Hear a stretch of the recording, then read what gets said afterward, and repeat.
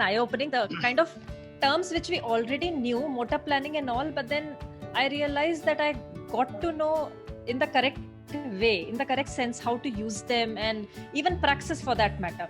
I remember the first slide also. You wrote somatosensory perception. I knew all the terms, but then how to relate them, I think I could understand a bit now. Thank you so much, sir.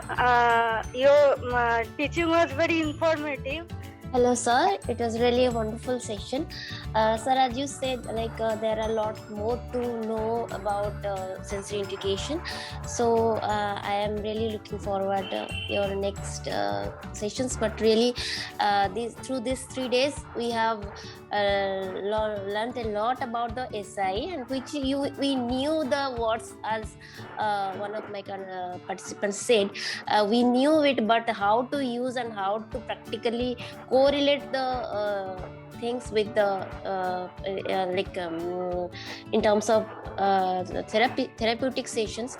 So it is really it is a very learning.